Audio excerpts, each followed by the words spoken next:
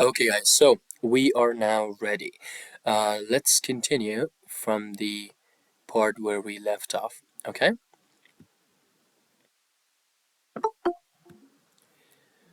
One of your friends came. So let's start, guys. So, section two of the grammar from unit two, the one that we left off in the previous video or the previous session in this case, was intentions and arrangements. Okay, so let's talk about what intentions and what arrangements actually mean and how we can use them correctly. So, the first point that we need to address is the point of going to and present continuous. So, what are the differences here? How can we use them?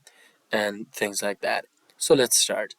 It says that we use both going to and present continuous for future actions and events that are already decided or arranged. Something, guys, that you can just remember very easily because it's the same for both, okay? We use going to and present continuous for future actions and future events that are two things decided and arranged, okay? However, we cannot use we cannot use what? We cannot use the present continuous for things that are impossible to arrange and control. So there are some things that you just can't control.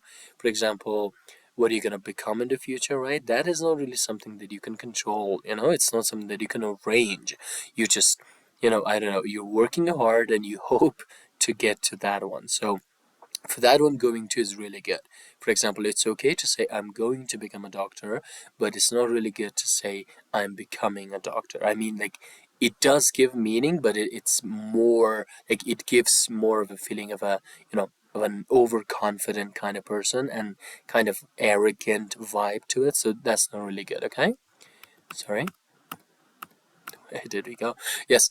So, examples in here, for example, we can say that I'm watching The Nun 2 with my friend in the cinema tomorrow night. If you say this one, which is the present continuous, it's okay because it has been arranged. Or you can also say, I'm going to watch The Nun 2 with my friend in the cinema tomorrow night. Once again, both of them are arranged future events, okay? And you can use, as you can see, present continuous or even the going to structure. So both are really good.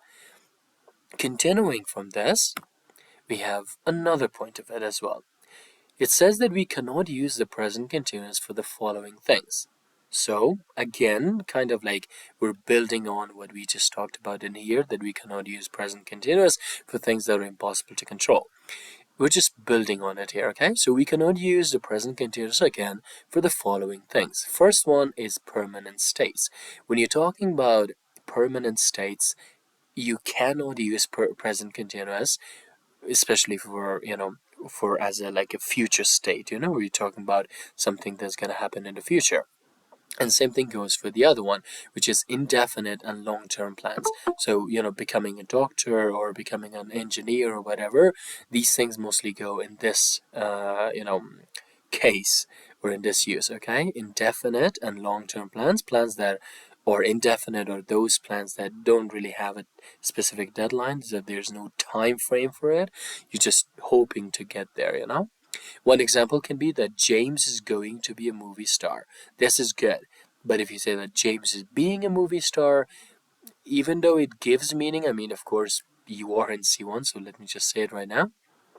When you say like James is being a movie star, maybe you're talking about a temporary situation currently. For example, there's a theater, there's a play, many people are there.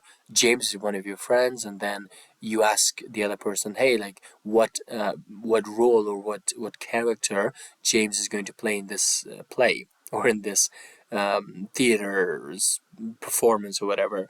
Then that person can say that, oh, James is being a movie star. For that one, it's okay, but these ones are kind of special cases. You're not going to, how do you say, encounter them that much, okay? So we're just going to say that it's not good to say that. Instead, you can use the going to structure because it is talking about like a long-term plan, okay? The other thing that we should know about this is that these continuous phrases, number 1, 2, and 3, can be used to talk about future plans. So all of them are future plans, okay? All of them are what? Future plans. All you need to do is focus on the structure. For example, be plus planning to plus infinitive. Okay, so you all know that the infinitive in here just means verb number 1, the base form of verb number 1, of course. For example, you can say that Taylor is your subject, then you have be is. So Taylor is planning to. Sorry, my phone is should be unplugged. Okay, so Taylor is planning to write a song. When you say this, you're talking about a future plan. You're talking about a future plan that Taylor has, okay? Planning to write a song, or at least from here, is planning to write, is the structure that we have, okay? Be plus planning to plus infinitive. Continuing, we also have a structure 2.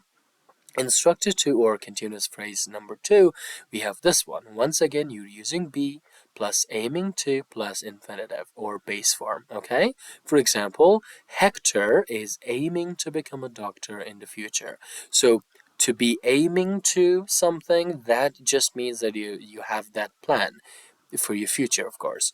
You can change it up. You can say like, I'm aiming to um, buy a new car for myself in this year, something like that. And number 3 says that be plus thinking of plus gerund or verb ing as a noun. Something that many people don't really know, especially in Afghanistan, like they don't really think it's correct, but it is. It's the usage of the word of after think. Okay, they say like, oh, no sir, we have to use about. No, you don't have to use about. Okay, of is even better in here. So it's a specific phrase that you can use, and you can say like, she is thinking of telling him soon, or for example, Taylor is thinking of creating a new album very soon, or whatever you want to talk about. All of them are future plans. Okay, sorry. Continuing now. So, in the other one, guys, we have is the future simple and future continuous. So, what are they? What the differences are? Let's talk about it. We use the future simple, which is the will plus infinitive or will plus base form, verb number 1, for spontaneous decisions, or if people ask what are spontaneous decisions, just say that they are those decisions that are made at the time of speaking. Okay, so not pre-planned. You're not really planning them. It just happens at the time of speaking. These kind of decisions, when you're talking about them, you can use a future simple. For example, don't worry, I'll come to your house and we'll do the homework together. So when you say that I'll come to your house and we'll do the homework together, both of these two actions are future actions, but they are not really planned events, okay? You did not really arrange them. You just said that, okay, let's do that. You just said that at the time of speaking, okay?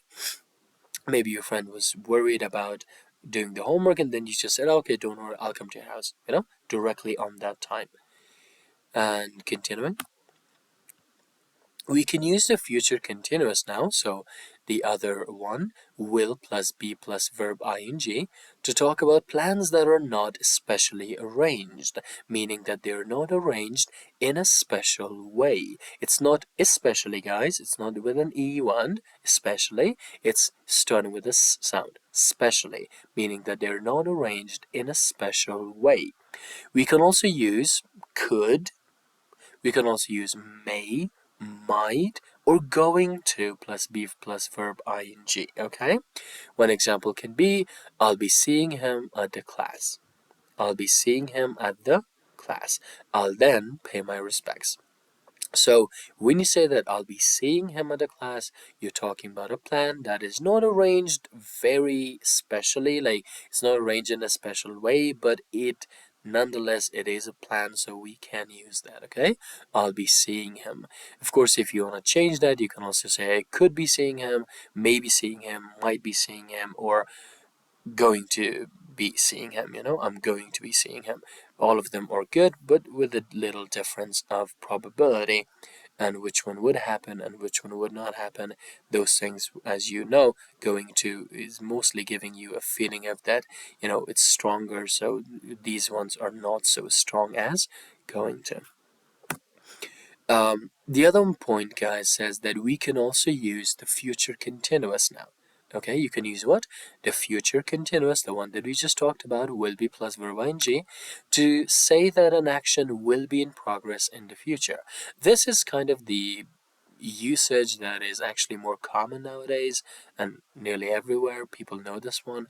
When you're talking about an action that will be in progress in the future, you can use the future continuous as the name suggests. For example, Ed will be traveling to Europe. You can mention the time as well. Ed will be traveling to Europe in August. It means that in the month of August, Ed will be traveling, or Ed will be in progress, or, in during, let's say at least, he will be in progress of this action. Okay? Ed will be traveling to Europe. You can say like James will be working hard, or I don't know, Taylor's going will be studying at Harvard. Different sentences you can give, of course. Okay, then you have another point. What is the difference now? So how to know when we're comparing going to and present continuous versus or with the future continuous. So when you have the going to and present continuous, as we mentioned before, they're nearly the same and identical most of the time, but future continuous is a little bit different. For example, if you say that, are you going to watch a movie this Friday? Or you also say that, are you watching a movie this Friday? Both can mean that you're talking about a future plan. But if you say that, will you be watching a movie this Friday, meaning that you're using future continuous, then it's not actually like a future plan. It's not really like a plan that you have set for your future. It's more like a normal habit, a regular activity that you normally do. For example, meaning that if I say to another person that, hey, will you be watching a movie this Friday? It's kind of like giving the feeling that I know for the past, I don't know, 20 Fridays you have been watching movies. So maybe, just maybe, but maybe you're gonna watch again this Friday as well. Is that right? Am I guessing your habit correctly? That's what future continuous means in here. So what about present simple, guys? Because we can also use present simple for future in a way, right? So we use the present simple for scheduled activities and events. For example, the match starts at 10 a.m. When you say starts at 10 a.m., as you can see, it is not really giving you like a feeling of a future plan or something. I mean, the verb form itself, because it's just verb number one. But since you have the time there, it shows that it's a scheduled activity or it's a scheduled event for the future. Hence, that the you know hence the definition that we just talked about. We use it for scheduled activities and scheduled events. So present simple is possible to use in that way. The match starts at 10 a.m. The train leaves at, I don't know, 2:50 p.m. and the same goes on with the other examples. So what about some expressions that we have with be? We can use be plus to plus infinitive or base form in formal language for arrangements. Okay, when you're talking about, arrangements but using formal language, you can use this structure be plus to plus infinitive.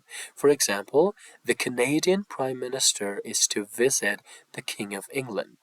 Is to visit, as you can see, is my be verb, to is my to, of course, and infinitive is visit in here. You can make many more. For example, I am to go to UCA in, I don't know, about 2 hours.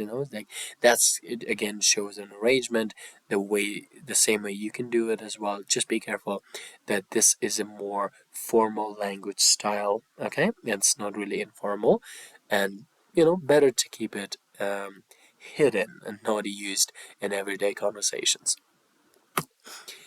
So We also use be about to plus infinitive to say that something will happen very soon. Okay, be about to plus infinitive. So you have be. Be can be, of course, the present one is or are or am. About to, then you have infinitive or base form. We use it to talk about that something will happen in the future, but it will be very soon. For example, John Cena is about to reach London.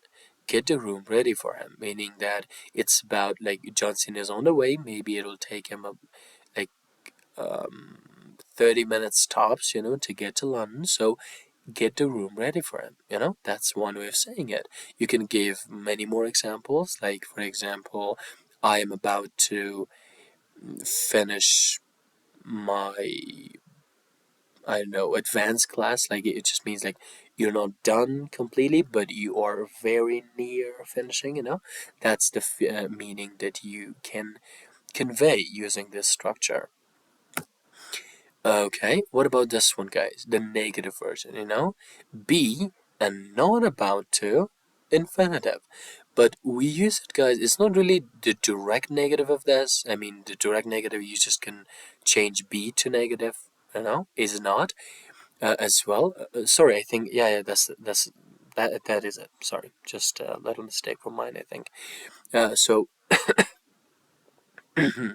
we're using be plus not about to plus infinitive to do what, guys? To emphasize negative intention. So what I meant by when I said that it's not a direct negative is like in here it says that something will happen very soon. In here it doesn't really like necessarily, it doesn't say that it's not something that will happen very soon, but it may happen in the future. You're just emphasizing something negative. You're saying that this negative thing will not happen. So that's your intention, in a way. So you're emphasizing or stressing the fact that this action will not happen. No matter how long, passes, this action will not happen. Okay? For example, I didn't drink a drop of alcohol in all my life. And then you say, like, I'm not about to start now. When you say that I'm not about to start now, it just gives the other side a feeling that you are not planning to do so, I mean, by drinking alcohol anytime soon. It's not anytime soon. Even if it is, it's going to be, I don't know, a million years later, or when pigs fly, as they say. So you're not really doing that. So another phrase that we have is be due to plus infinitive. So we use this structure to say that something is expected or something is owed very soon, mostly at a certain time, meaning that something is, people expect that thing to happen actually with this structure. For example, Putin is due to meet with the UN leaders as soon as he sets foot in Paris. You can make many more. For example, I am due to visit my uncle in, I don't know, in Iran, right? Like that's one sentence that you can say. I am due to meet. I am due to meet. So you have the be verb, you have due to, and then you have infinitive or base form. Okay? It just means that something that must be, you know, how do you say it? Something that must occur very soon in a way. And if you can mention the time, it's even better. As you can see, the certain time can be put um, in this sentence as well. So, continuing, we have the exercises. Okay, so I'm going to stop the recording. If you do have any question, then you can ask. Okay, so if there are no questions and now the recording is also back on, let's continue and check Unit 3's grammar. Okay, so uh, you guys can see it good as well. Okay, so Unit 3's grammar, guys, as we have, it, it's kind of a little bit different from the other two units. So it's not divided into two sections, it's actually divided into three different sections. First one is called inversion. Okay, we're going to talk about this, then hopefully we will have time for future and the past and narrative tenses as well. So what is inversion? Okay, inversion, guys, is something that you already know. I mean, there's a big chance that you already know of it. You're kind of using it every day when you're asking a question. Inversion means inverted word order in sentence, like your syntax, also called word order. If you change it up, if you invert it, meaning that the subject comes, in a way after the verb, at least, that is just inversion at its core. That's what it is. For example, saying have I told instead of I have told is inversion. For example, saying did Putin kill instead of Putin killed or Putin did kill is again inversion. Okay? So, when do we use inversion? Okay, so we use inversion for many reasons. The most common use is to create questions, as you all know. We also talked about it, like did James work hard? You're changing it up. You're putting the subject there. The auxiliary or the modal verb goes before it, and then you have the main verb as well. So this is inversion in a way. I mean, it's a very basic level, but it is inversion nonetheless. However, today, or at least in this session, you're actually not talking about the common use of it. You're talking about a little bit different version of it. So, inversion after negative or restrictive adverbials. Okay? What does that mean? So, let's see. When we want to emphasize an event because of the following things. When you want to emphasize an event, so that's the whole point of an inversion structure, okay? Sorry. When you want to emphasize an event, also called when you want to stress the event, okay? Because it is what? Unexpected, it is sudden, it is impossible, or etc. So you have many, many more things. We are using negative or restrictive adverbials followed by inverted word order. So remember these two structures, okay? Negative or restrictive, adverbial plus auxiliary verb plus subject plus main verb. This is structure number one. Or it can be this one: negative or restrictive adverbial plus the be, which is going to be the main verb as well in this case, plus subject, and then it continues. Okay, so this is the whole structure of the inverted, word order, or the inverted syntax, also called inversion. Some examples I think we have in here. Yes, for example, the first one. Never once was he the boss of this institution. Why did you ever listen to him?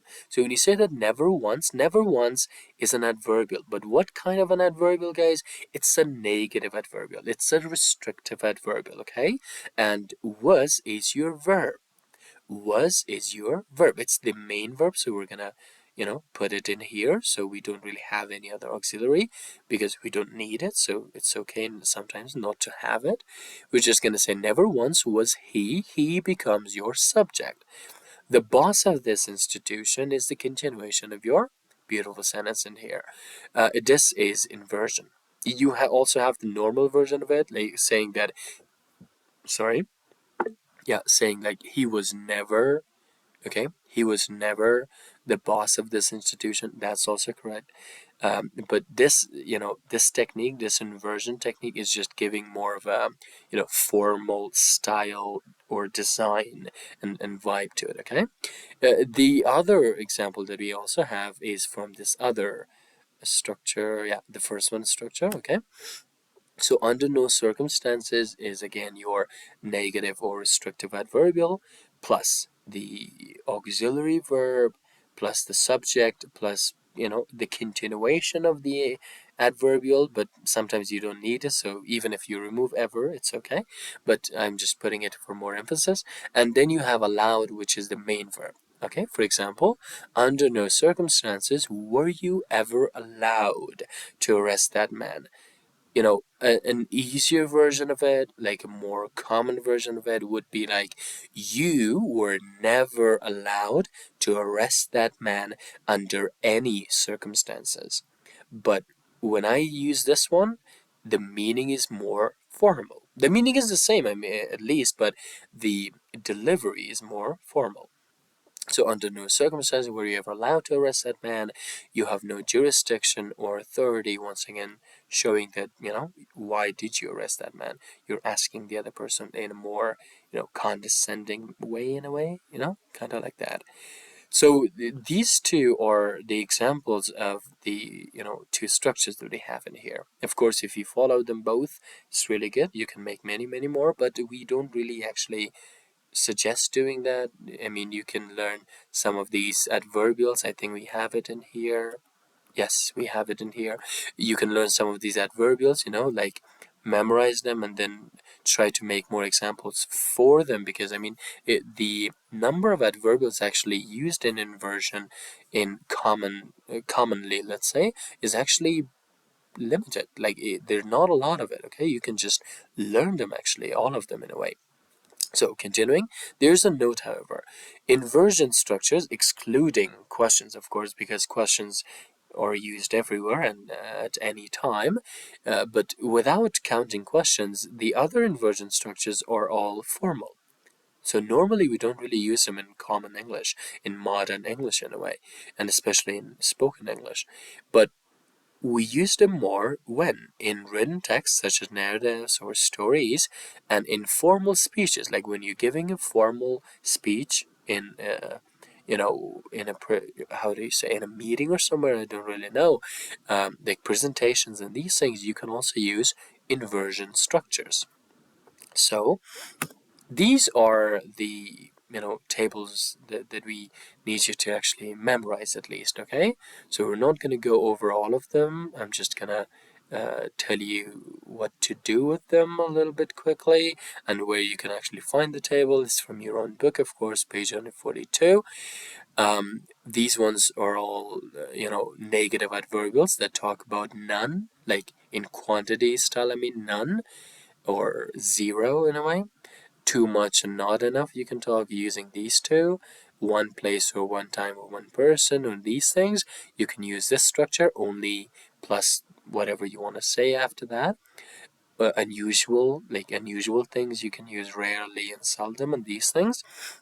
Never and not anymore. Once again, you have like at no time when you're talking about never, or never before, or just never have I felt so angry. Once again, talking about never. Not anymore, it can be like no longer, or never again. The word again is just showing that in the past you did it, but you're planning not to do it anymore. So not anymore, it gives that feeling. But if you don't say again, then it just means never. Okay, so all of them are really, really good, but you just have to try to make sentences using them, and try to get, how do you say, into like kind of, you have to get aware of it. Okay, it's not just memorizing, but you have to learn it correctly, and you know how do you say, writing examples for them is, in my idea, the only way for that. Or at least if you're going to watch a lot of movies, then also these things will come in there. But there is a tip, guys, that we cannot just continue without talking. Then that tip says that you have to know that you should not actually overuse emphatic inversion, as it will make you sound unnatural. Some people say that, okay, so if this is a very formal structure, then let me use it every day. No, don't do that. Every day, I mean, it's okay. At least I'm being too harsh here, but don't use it a lot in your speeches. Like when you're talking to a friend, don't just, I don't know, make inversion sentences in like every 5 minutes or so. That's not good. The same also in written. Like if you're sending an email, and your email has um, 3 paragraphs or something, like don't use inversion in every single paragraph. Just one is enough. I mean, even and only use it when you need it. Like you don't need to always have it. Okay, some people mostly overuse it, so don't do that. It's not really good. Okay, so inversion, once again, after negative or restrictive adverbials, we use conjunctions then and conjunction when after the following adverbials. For example, barely, hardly, scarcely, and no sooner. When you have these adverbials, we can use then and when also in the same clause or in the same sentence anyway. For example, barely, this is the first one, barely had he touched his food, then his father came and took him. So this then in here is helping us, because if you just say from here till here, it's not like the complete meaning that many guys or many people would actually be expecting from you. So barely had he touched his food, then the other person says, okay, so then what happened? When you say this one, you're mostly talking about two different actions. So another one is no sooner. Okay, no sooner did he start playing the game when he beat all his friends. Once again, when is just connecting, sentence two or action two to action number one. Okay, so all of them are really good. Just be careful that when you're using barely, hardly, scarcely, and no sooner, you have to also use then and when before you're using the other side of your clause. So we do have some exercises here. We're not going to do that yet. I'm just going to stop the recording and ask you if you do have any questions, of course. Okay, so let's now continue, guys. Section 2 of this unit, which was future in the past. Okay, yes, okay. So future in the past. Okay, future in the past. We use the past tenses of future forms to say what plans, what intentions, or what predictions we had at a point in the past. So this is something that many people will be confused by, so I hope you don't really get confused. Focus on this, okay? You're just using the future form, but you're changing the tense part of it, the part that actually can change, based on tense. And we change that part to the past, okay? When we do that, we're just talking about plans. But what kind of plans? Are they future plans? They are future plans. But are they current future plans? Not really. They are future plans, but they, in a way, let's say they were future plans at a point in time in the past. So this point in time or this point in the past is what is also very important in this grammar. Okay, so plans, intentions, and predictions of the past about the future. That's what future in the past is mainly concerned by or concerned with. Okay, so for example, when you say like be to or be about to or be set to, the ones that you all learned in the I think previous one as well about intentions and arrangements. For example, I am about to, I don't know, go to America. Like he is to visit his parents after 10 months. All of these things talked about future plans. But in here, all I'm changing, guys, all I'm changing is just, the beaver. I'm just changing the beaver from the present form, so is, am, and are, to the was and were to talk about future, but in the past. For example, Grace was about to get on the plane when she got an urgent text. So, okay, so, Grace getting on the plane is not a current future plan. It's not a current future intention, okay? It is actually, or let's say it was a future plan, or it was a future intention, but in the past, not anymore, okay? Same thing goes like be going to. I'm going to, I don't know, visit my friend. You can say, I was going to visit my friend, but what happened? So maybe you didn't do it. Once again, talking about a future plan. In the past, of course. Another one is like be verb ing. For example, I was leaving.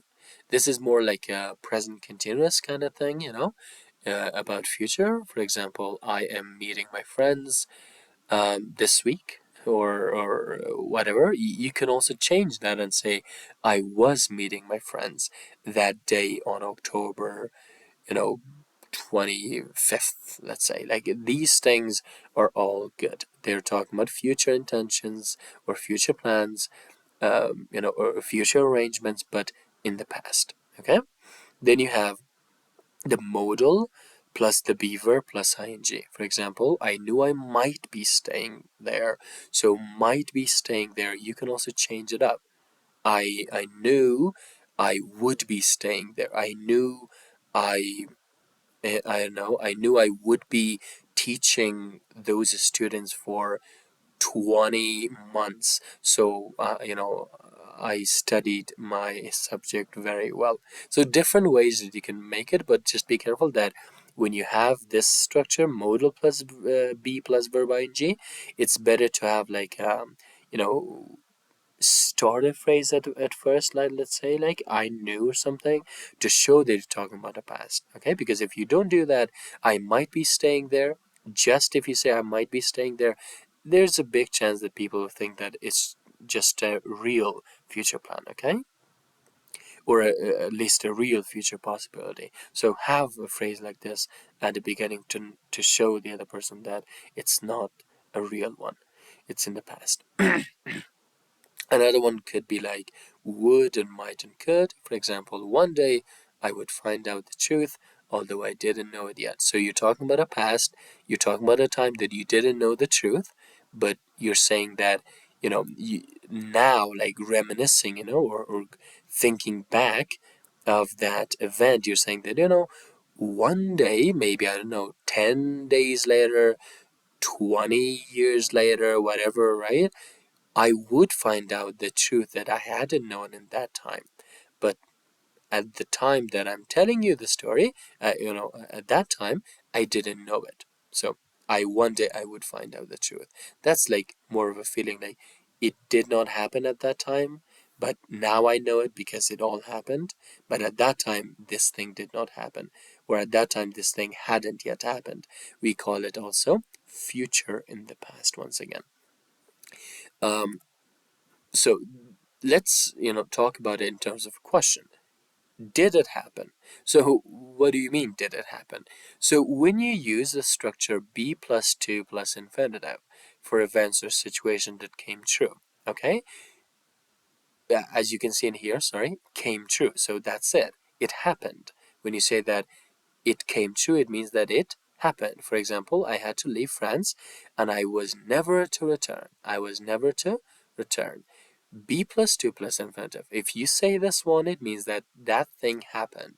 For example, Kudus was to work hard at university, and he did.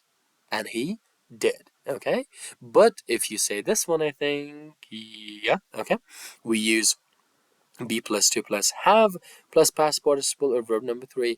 We use them when things did not actually happen as they were planned. Okay, for example, the present was to have been a surprise, but Sandra knew all about it. When you use this structure, it means that it did not really go by plan. It did not really go as it was planned. So in a way, no, it did not happen. Okay, first one happened. Second one did not happen. And what does would mean? So this is a good question actually. What does would actually mean? Because would is one of the most, if not the most, confusing modal in the actual English language. So let's talk about some of the more common ones. There are different meanings of would in the past, okay? If you use it in this style, would not discuss the matter, for example, it just means that you refused to. The person did not do it because he did not want to do it. For example, that you can say like, no, he would not discuss. Okay, we have discussed. Let me think of a different one. He would not come to school. He just would not come to school. He refused to come to school. It can be like that. Or you can use it in this style. She generally keep her ideas to herself. This is a habit from this person. This is a habit of this person. Sorry. Yeah, she would not really talk to other people. So once again, it's a habit. It's more like connected to how you interpret the actual context and guess what meaning lies behind each sentence. So in here, it's more clear and it's better if you just say that there's a habit and this one is refused to do so. The other one is like one day he would be famous. Would be famous, like one day. This one day just shows that you're talking about future in the past, you know? One day he would be famous. Like one day America would be the superpower of the world, but at that time it wasn't. You know, you're talking about the past, but in that past, the future was that America would be superpower in the world. So, and now it happened. So that's what future in the past in a way means. And then you have another one, which is the hypothetical past. One of my favorite uses of would ever. Of would. So, for example, but for a lack of talent, he would have been famous. But for a lack of talent, he would have been famous. So this is a hypothetical past, something that did not really happen. So we have section 3, guys, which is narrative tenses. I will stop the recording. If you do have any questions, please ask. So let's start, guys. So narrative tenses, okay, section 3 of the here. So we can use certain tenses to narrate in English. What does that mean? It means that we can use specific tenses to tell stories in English, okay? Those tenses and their uses are on the next slides. Okay, so let's go. For example, we use the past perfect, we use the past perfect continuous, and we also use the past continuous to give the background to events in the past. Okay? To give the what? The background to events in the past, to give the background information to events in the past. For example, we left around 5 in the morning. Everybody had eaten their breakfast, so they all had the energy to hike. When you say this one, like everybody had eaten their breakfast, you're just using past perfect and you're talking about background information. So it's not the most important point of the story, but it is something that is in a way going to help the reader, or is going to help the listener understand the story overall, better overall. For example, they will say, some people would ask themselves, okay, did they have enough energy at 5 in the morning to go and, walk around and or hike in the mountains? Then you say, like, yeah, everybody had eaten their breakfast. Once again, not important, not the main point, but it is background information. You can do the same with past perfect continuous, and you can do the same with past continuous itself. Once again, it's about setting the scene. We use the past perfect or the past perfect continuous to say how long something continued until a time in the past. Okay, so you're actually talking about two different things in the past, one of them a little bit earlier than the other. Okay, for example, by the time Taylor Swift sang her new song, I had been singing her older ones for hours and hours. Once again, it's like showing you the fact that one action actually started happening before the other one. So before Taylor Swift sang her song, the new song, I had been singing. This action started before Taylor Swift's action, okay? And it also shows how long it continued. So we're using hours and hours. You can use more clear one as well.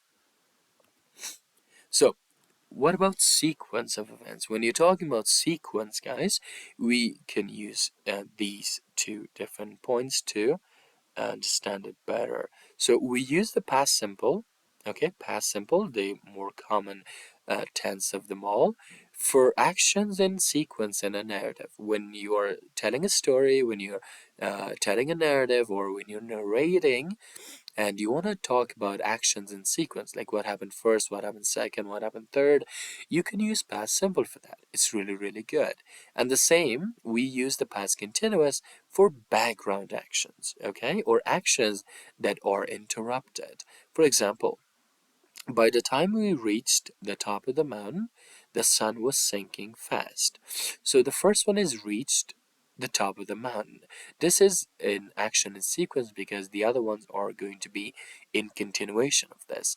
We reached the top of the mountain, then I started to panic, then uh, we screamed. That's the sequence that it happened in. And if you focus on the past continuous, they're mostly background actions, like the sun was sinking. No one really cares about the sun sinking, but at least it was the background information to give more of a picture to the brain of the reader or listener.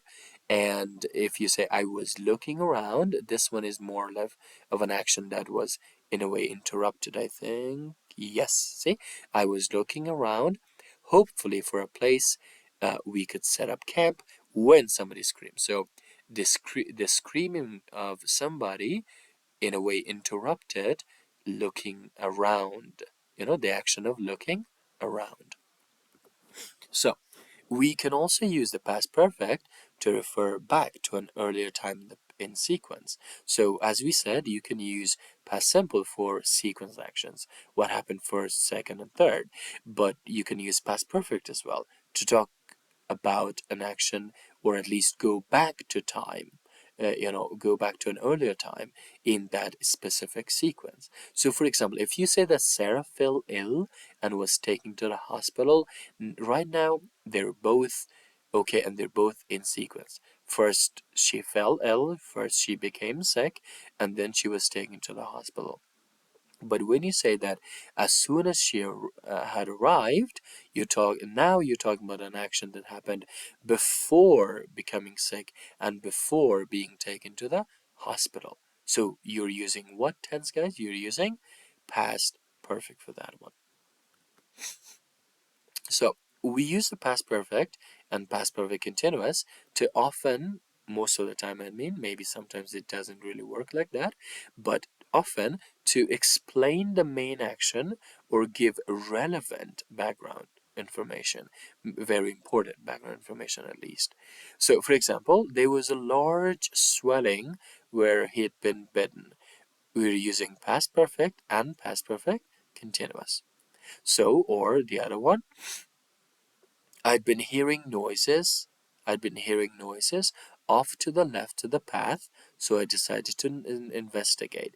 The fact that the person, heard some noises and then, he decided to leave that trail, leave that path that he was on, that is one of the, relevant background informations or background information for details of a story. And another one is like, nobody had warned me. Nobody had warned me of the dangers I was now facing. This can actually be a main action. It's different, like many people would consider it main action. Many people would actually consider it, background information. Of course, the relevant background information, but nonetheless background. But it's up to you. I think it can be more of a main action type of thing. So we do have some exercises now. I will give you time for asking any question if you might have. Unit 4. Yeah, okay. So everybody, thank you. Let's now, sorry, I didn't share. Yeah, now it's good. So let's now continue, guys. Yes. Okay. So grammar from Unit 4. We're done with Unit 3 completely. So there are two of them. First grammar that we have to talk about are noun phrases, or is noun phrases, and the second grammar that we have to talk about is about have and get passives, or passives of have and get. Okay, let's start with noun phrases, section number 1. Let's talk about structure, how mostly they're made and for what reason. Combining information, guys, into noun phrases allows precise and concise expression of both abstract and concrete ideas. Meaning that when you're, putting information into noun phrases styles or into structures of noun phrases, it helps you have more, precise and concise, or at least exact expressions. Like it helps you express ideas, whether they are concrete ideas, whether they are abstract ideas, doesn't matter, but they help you express those ideas more precisely and more concisely. Okay? Compare these two sentences, for example. You can either say that she's an author, she wrote a book, it's on psychology, I read it recently, and it's very interesting, or you can just say She's the author of a very interesting psychology book that I read recently. In a way, you just put all the information in here, you know? You just put what? All the information in here, which is really, really good. And of course, this like the author of a very interesting psychology book that I read recently, all the way from the to recently, is a noun phrase. It is a very long one, but it is a noun phrase nonetheless. Continuing now.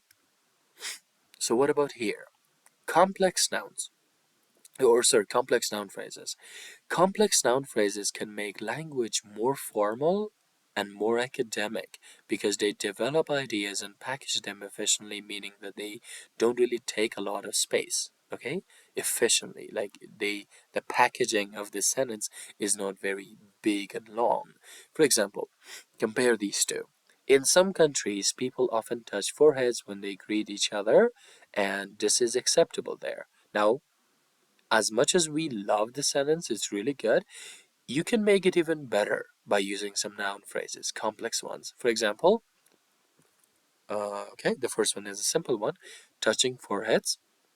Then you have a more a complex one, you know, is a commonly accepted form of greeting in some countries. Just by having one noun phrase, okay, which alone will not actually amount to anything. Like it's not even a sentence by itself. But just having this is enough because it just gave you nearly every single detail that you need, which is really good. So these things are called complex noun phrases, and they make your language or they make your sentences more formal and more academic. So what about compound nouns? This one is kind of easy, I think. So compound nouns are the most efficient way of showing the subject or purpose of something. For example, when you talk about a lecture about math, you just say a math lecture. When you talk about a machine which makes or that makes bread, you can say a bread maker. When you talk about a person who kills tigers, let's say, you can say tiger killer. There are many different ways that you can make it. So compare. For example, if you say that they were prints from her fingers all over the vase, is this better or is it this better? To say that her fingerprints were all over the vase. Of course, the second one is more common, it's more natural, and it is more efficient. So use this. Compound nouns.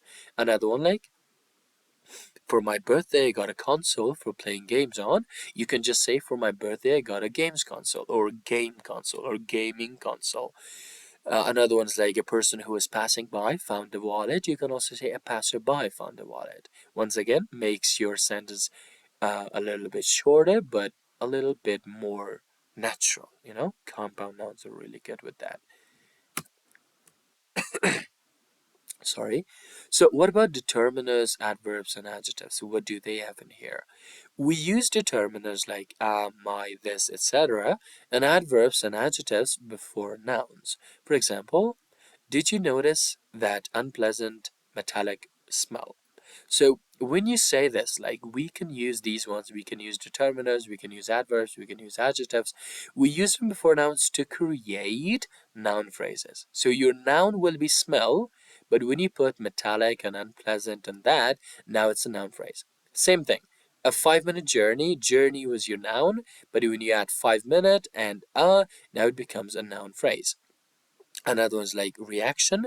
When you add first and toms, now it becomes a noun phrase. Okay? So use adverbs and compound adjectives before nouns rather than clauses after nouns. So when you have the choice, when you have the option of using or using or writing a clause completely after a noun, and using adverbs and compound adjectives before nouns, I would always ask you to go with the adverbs and compound adjectives and not clauses, because they make it a bit more confusing, because they make it longer a bit, they become longer, and it's also much easier to be, confused by. But one thing, guys, that you should know when you're using this one, adverbs and compound adjectives, there is usually a hyphen when compound adjectives are used before a noun. For example, you can say that it is a position with a fairly high status, or you can just say it is a fairly high status position. So when you say high status and you put your hyphen in between, which makes it a compound adjective, this is much more packaged efficiently, and this is much better than the other version that we had in top. The other one's like an artifact has recently been discovered and caused a sensation. So a very long one, again, a good sentence overall, we don't have a problem. But if you want to make it better, and package it more efficiently and use less words in a way, or fewer words, you can use this way. You can say that a recently discovered artifact. Just the phrase, or just a noun phrase, a recently discovered artifact, shows in a way most of these things. So it shows the fact that it was discovered, it showed the fact that it was recently discovered, it also it showed the fact that it was an artifact. Done. And has caused a sensation is there, of course, but if you want, you can also put that there. Sensational. Take the adjective of this and just put it here.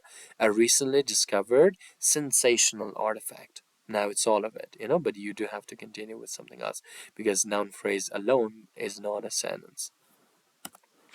So what about the pronoun one and ones and some indefinite pronouns? So we can put adjectives before one or ones, but after indefinite pronouns. For example, when you're talking about ones, you can put adjective directly before it.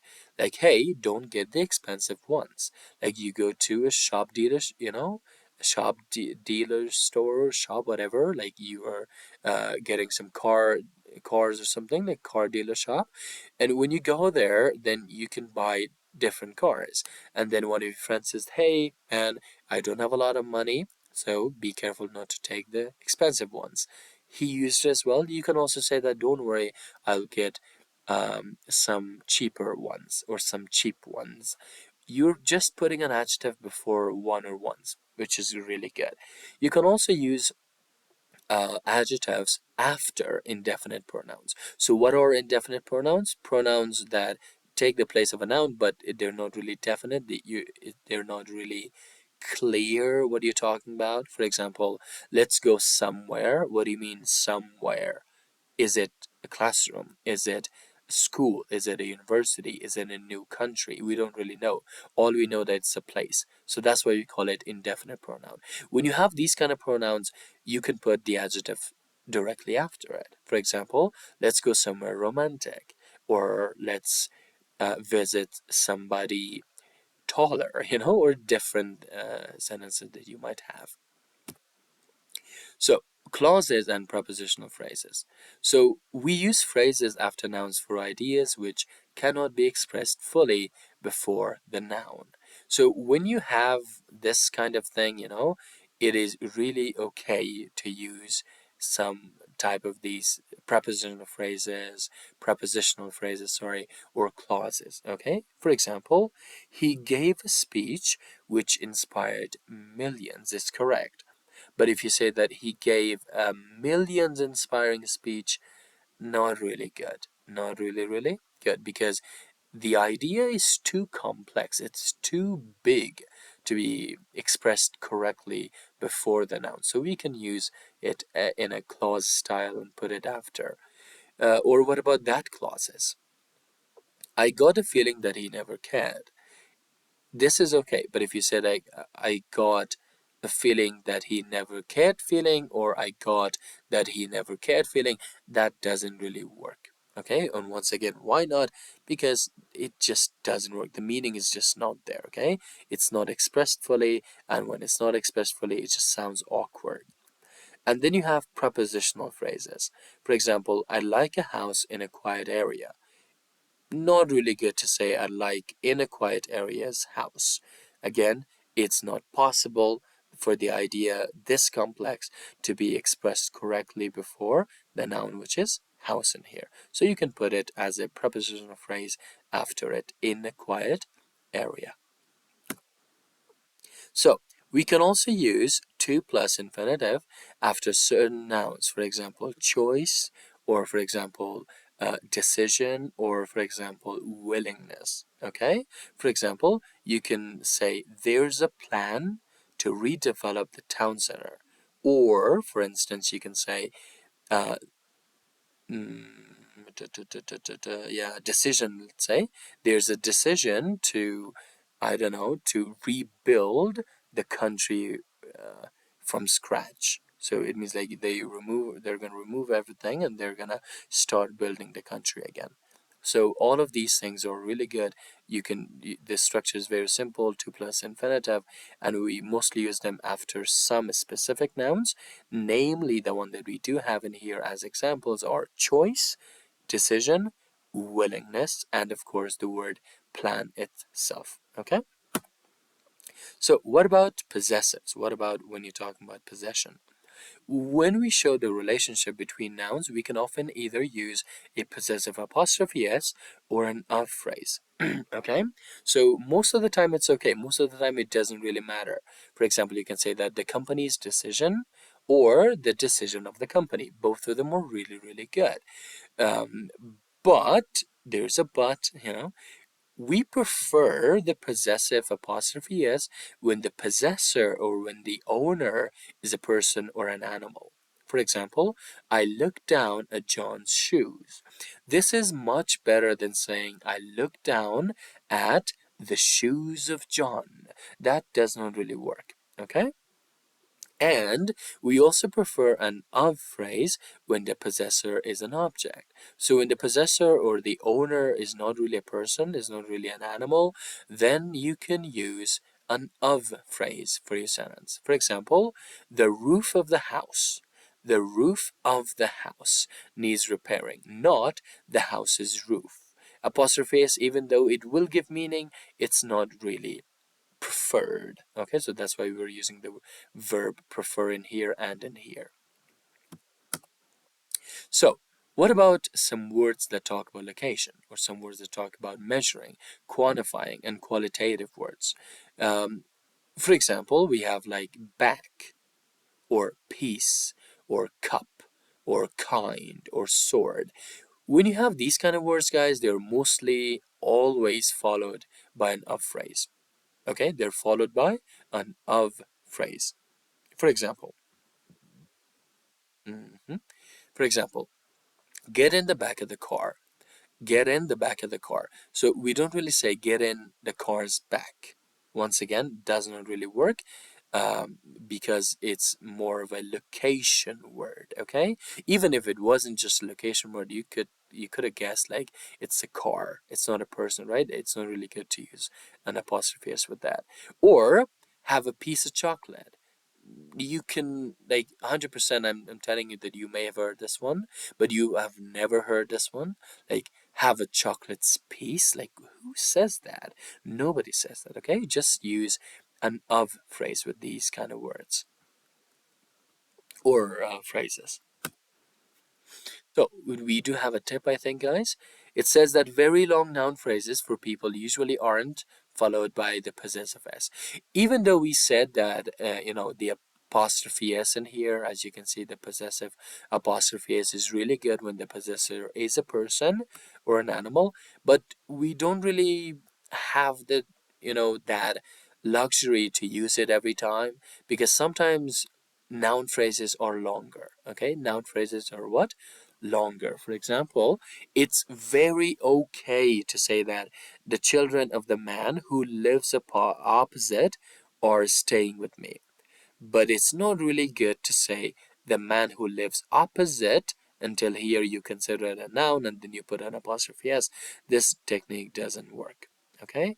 Just because it's too long, and when it's too long, the meaning doesn't really help, at least making it shorter. Like apostrophe is something that makes our sentence shorter, but also while retaining the information, while not losing the information. But when you do this, you're actually losing a lot of the important details, okay? So just don't do that. It's just awkward and it does not help us. Okay, so we have the exercises. I'm just gonna stop the recording. If you do have any questions, guys, you can ask. So let's start, guys, from section 2. I think you can, yeah, you can see it. So section 2, guys, is about passives or passive verb forms. And we're not really talking about the be passives, we're talking about have and get passives. So starting with get passives. We can use get passives like be passives, although they are less formal. So this is the first thing that you have to remember. Be passives and get passives are nearly the same thing. The difference is that get passives are less formal than be passives. Okay? And get passives often describe unfortunate events. Not always, okay? Like, don't say that, okay, get passive must always be for negative things. No, but it often is. Often is, okay? Often, or most often, it talks about unfortunate events or sad events. For example, do you remember how Sandra got kicked by a horse? So this is actually an unfortunate event. The same thing like I got made redundant yesterday. I got made redundant yesterday. It's again an unfortunate event, maybe in a way. So he was fired and let go from his job. So we can use a reflexive pronoun to say that the subject is responsible for something that happened to them. So when you're using like, a get passive, you can also use a reflexive pronoun like, himself or herself or yourself or myself. You can use these kind of pronouns to say that the problem or the reason at least that the person or the subject is in is in a bit of a pickle, they say, like, or is in trouble, is the subject himself or the subject herself. For example, he tried to use a fake passport and got himself arrested again. So in a way, like, he did not arrest himself. Yes, of course, the arresting part, the arresting action was done by the police, but he in a way made the police do that because he put himself in that situation by using a fake passport. Same thing, stop that, like, are you trying to get yourself killed? Or she's managed to get herself promoted for the third time in 2 years. This one is more of a, positive sentence, which is also correct, but negative one is mostly used with get passives. Okay. So have or get plus an object plus verb 3. We can use have plus an object or plus a verb 3 or past participle to talk about something where the subject is in an active role or a passive role. So when you have a have, let's say, it can be an active role, the subject can be in an active role, or the subject can be in a passive role. That's okay. But if you use get plus an object plus a past participle, meaning that if you use get plus object plus verb 3, it mostly implies means like it says indirectly, okay? It just says indirectly, or it shows, or it indicates more of an active role, like not passive. It more of an active role, is shown from the subject. Okay, so meaning that the subject had a role to play in this action. Okay, the action is verb 3, past participle. For example, so have with the passive role. When you say that I had my bag searched at the airport, it's not something like you did it, somebody else searched your bag. Okay, so this is passive. The same way, like baby Alice had her first photo taken today. Baby Alice cannot take her own photo, so somebody else, maybe a photographer, took the photo of the baby.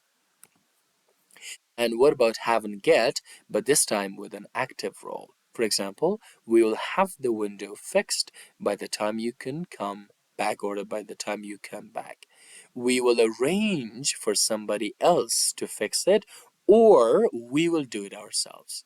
This is why it's an active role. Okay, the same thing. I got my bike stolen on the high street. Why is this more of an active role? Because you left it unlocked, dude. You did not lock your bicycle. So who is to blame? Of course, you are to blame. Okay? And then the other one is like he gets his house cleaned every Friday. Once again, he doesn't clean it, but he pays a cleaner to clean it for him. Once again, initiating an active role in the sentence. So get plus an object plus verb three. When you use like get plus object plus verb 3, we're mostly talking about completing an activity. Okay, we're talking about completing an activity. For example, I haven't managed to get the paperwork finished. So it's talking about whether the activity is completed or not. In this case, not. And two, we can't go until we've got the kids dressed. Once again, you're talking about the fact that you're not leaving the house until the kids are dressed correctly, of course, by you. So you are helping the kids, put on their clothes, but you're using get plus object plus verb 3.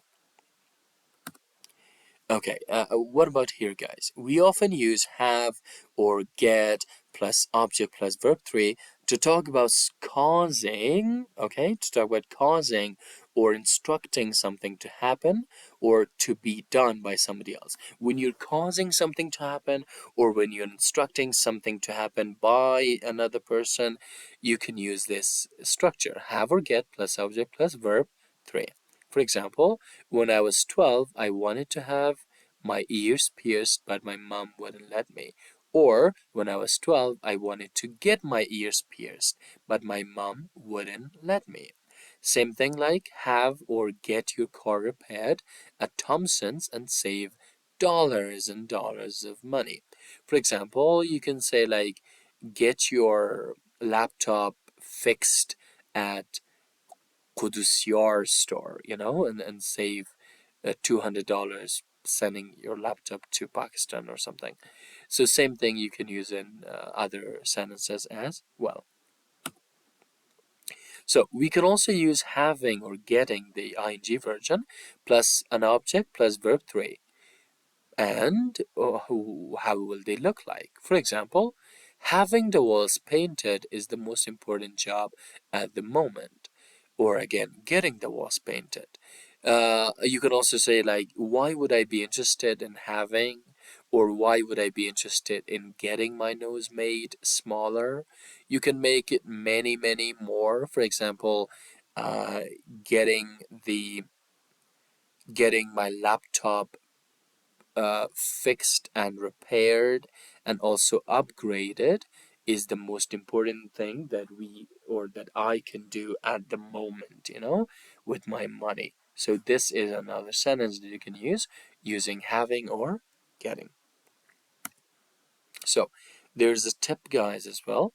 The tip says that in informal speech or in informal language, we can leave out to plus get or to plus have after need, after want, after would like.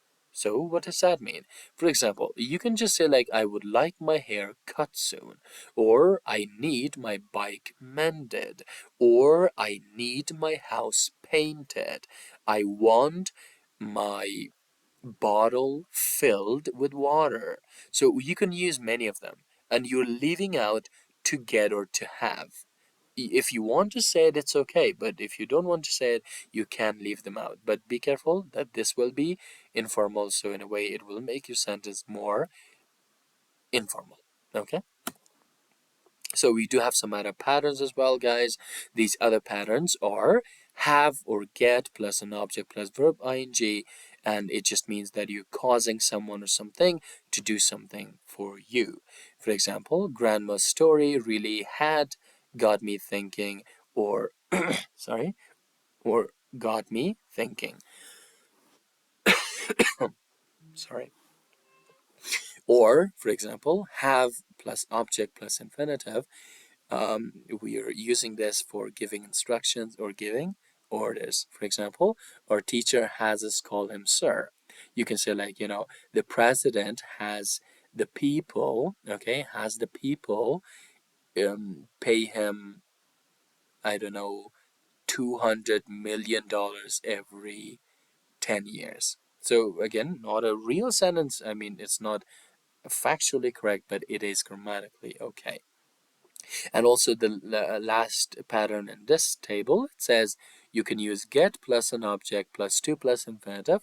And the meaning is that you're persuading someone to do something. You are, in a way, encouraging, you know, but using manipulative, manipulative techniques in a way.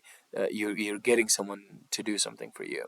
For example, my mother-in-law got me to take her to the station. So she persuaded me. Or advertising is the art of getting people to buy things that they don't want. Just be careful. It is get plus an object, but not like the other ones. You take to plus an infinitive there, okay? You're persuading the other person. So the other ones, guys, are all exercises. So I will stop the recording, I think. And if you do have any questions, sorry, you can ask. Okay, so since we are completely done with the questions, we are just going to stop the recording as well, and then we can talk about the next session. So, yeah, goodbye, and for those who are watching, thank you.